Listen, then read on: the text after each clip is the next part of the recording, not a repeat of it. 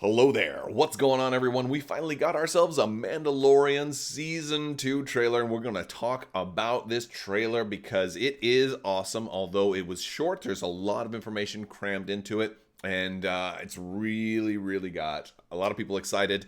Myself is definitely one of them. Myself is definitely one of them. If you are new here to the channel, be sure to subscribe and leave a comment. That'll automatically enter you to win the $25 Amazon gift card giveaway. That'll be coming in about a week. So make sure you watch my videos all the way to the end to find out if you are a winner. You just have to be a subscriber and leave a comment. It's as simple as that. Also, we're getting ready to be hitting 40,000 subs pretty soon. So once we hit that, we're going to have all kinds of new cool stuff going on. So be sure to stick around for that. Also, check the description.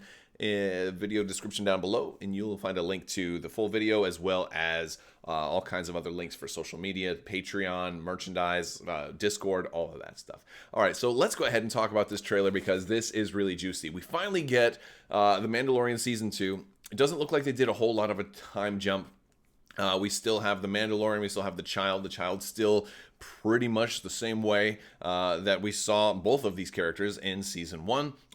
We get a lot of different landscapes, a lot of different scenery. Kind of starts off with, the Razor Crest is coming off of some type of battle or serious damage, kind of coasting, barely kind of sputtering by. And we even see that cargo bay open, kind of open to the vacuum of space. So a lot of damage there, probably coming in for repairs. That's kind of setting the scene in that, all right, he can't do this on his own anymore. He's going to need some help. He's going to have to, and he's still being pursued. It definitely seems like there are still people after him.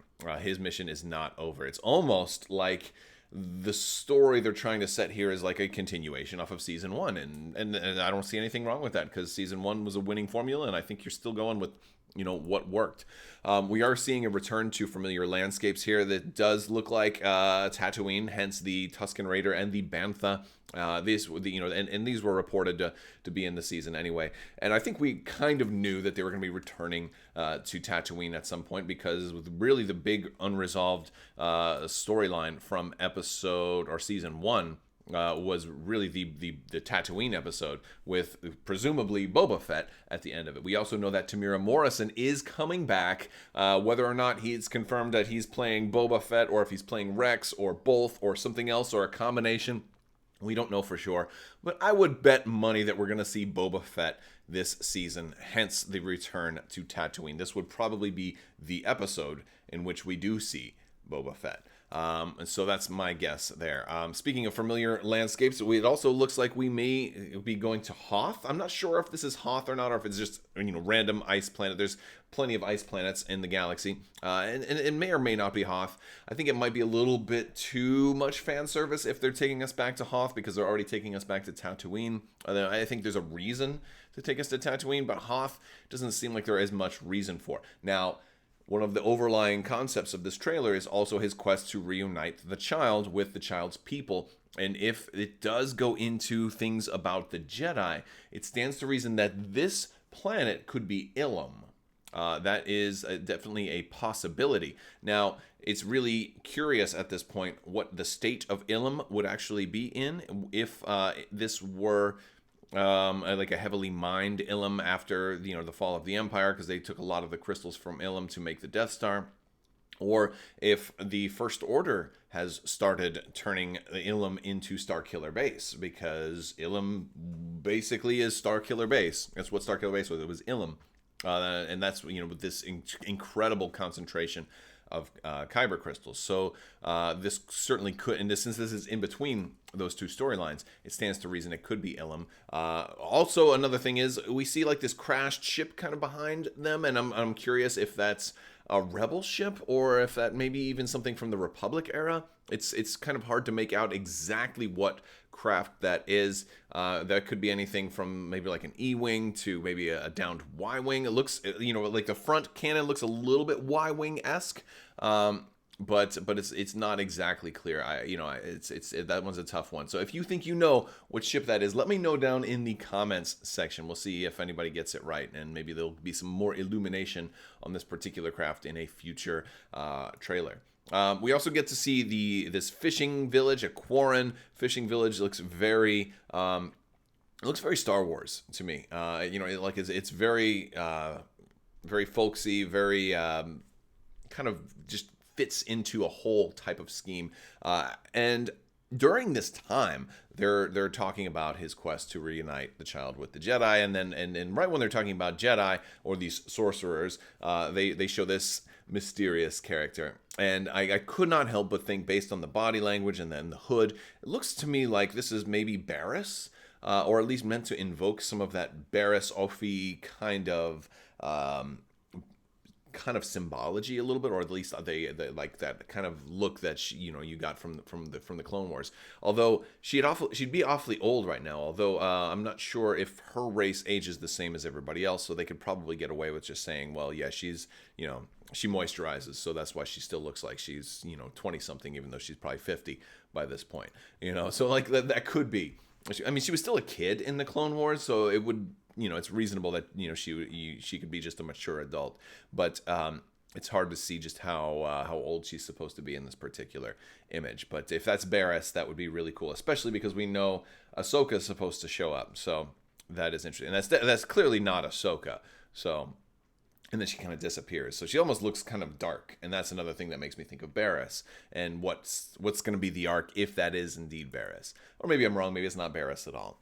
Seemingly from this same port, he gets a ride on a boat. And we see a little bit of a boat voyage, which is interesting. I have to presume that the Razor Crest is probably not working at this point. Or for whatever reason, he's going to a place that is not reachable by air, but is only by sea. We'll have to see. Maybe the Razor Crest is in for repair at this point. Maybe he loses the Razor Crest. I mean, that's also another possibility. More merchandising if you can get him a new ship. Speaking of ships, we get some ship combat, and this looks awesome. We get some T-65 X-Wings, and they go dogfighting. They're chasing him, and looks like they pull up alongside, and then there's this great scene of the S-foils open when they're alongside him, and they're gonna drop back. They're gonna start shooting at him. And honestly, this is an interesting shot, too, because it kind of frames the Razor Crest next to X-Wings and makes the Razor Crest look a lot smaller than you might have thought it actually was. It's, it's big, but this is not Millennium Falcon sized big. So it's, but it looks cool right there, doesn't it? I love that shot. I really do. I love the T-65s being so prevalent in The Mandalorian also. They're really doing a lot to cater to, the original trilogy fans with this, and it's just really a good thing. We do see a little bit of Cara Dune and Grief Karga, so he is going to need some help. He's going to have to go back and be like, those T-65s blew up my ship. I need a new ship, or something like that. Going back for friends, getting help is a good point. That's, again, kind of mirroring season 1. Of course, then we're presuming that that's what he comes back for. Maybe something completely unrelated. And speaking of fighters and ships, we get a whole lot more of those new TIE fighters, and that's pretty cool. By the way, all TIE fighters do not land this way. This is a special type of TIE fighter. It's not like every TIE fighter in the world just does that. This was an all new thing. But apparently, they have more of them that do this, which is pretty cool. I kind of dig that, man. I kind of dig that. We get some stormtroopers running through. I believe this is on an Imperial Star Destroyer. There have been a lot of scenes on the bridge of a Star Destroyer. There's definitely going to be the Star Destroyer episode where they try to get on board a Star Destroyer, presumably to rescue somebody or something. Why would you board an Imperial Star Destroyer anyway, if not to get something back that they took from you? And it makes me wonder if the child is going to get taken and then they have to board the Star Destroyer to kind of do a rescue mission. So it looks like we're going to see some kind of rescue mission. Then again, it may not be the child. Maybe they have a Jedi or something like that, and that he's got to go rescue a Jedi from a Star Destroyer. And wouldn't it be something if that Jedi turned out to be Ahsoka Tano? That would be pretty cool. And then we get some cool shots of some white speeder bikes. Again, the kind of the same ones we saw in season 1. But I do like the white speeder bikes. I had painted some of my speeder bikes for Star Wars Legion white to kind of better fit on a Hoth type of schematic. But they are doing some serious aerial diving here. These things are a little bit more flight worthy than I thought.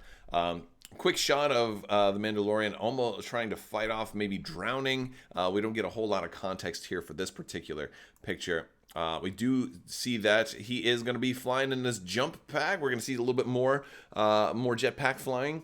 This looks to be in the same type of environment as we saw with the speeder bikes too. So whether this might be like where they steal the child from him, because if you notice, he doesn't have the child in this particular thing.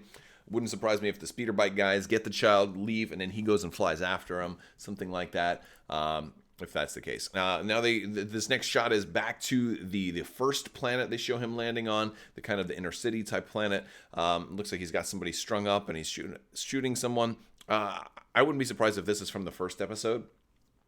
Maybe I'm wrong, but it might be, because it's the first planet they kind of show during the trailer. And it also kind of invokes a little bit of that season 1, episode 1 of like, hey, there's somebody else who's got somebody strung up, and I'm going to come in and interrupt, somebody else's bounty. Maybe that's what's happening here, or maybe he's doing something totally different. It's fun to speculate, isn't it? It definitely is. We go back to presumably the Hoth planet again, or at least the ice planet, which I think is Ilum. Especially here too, it's more blue than white here, which it kind of evokes a little bit more of a like a crystal thought than a snow. I mean, Ilum is very cold, no doubt about that. But yeah, this could be any planet. This could be an all new planet that's neither Hoth nor Ilum. So I guess we shall see. But it definitely got a creepy vibe from this little cave that they're walking into. But at this point, he does have the child with him. Really cool scene here in this kind of pit fighter, or like this fighting UFC kind of ring. I wonder if Cara Dune is going to be present during this. They don't show her in this particular scene. This is one of the scenes we get a little bit more content of in the trailer. But, you see a couple of Gammorians doing some battle, and it just looks really cool seeing Gammorians. I love when they bring back races from the original trilogy in this show, and they do them very, very well, including this guy he's sitting next to with the one eye. This is one of the guys, one of those, like, I believe, the Cantina aliens. And it's just nice seeing him fully articulated, too, with the mouth and everything. It's like, it's a little disjarring when you're used to something like that being a puppet, but then when it moves, like, really, really well, it's a little unexpected.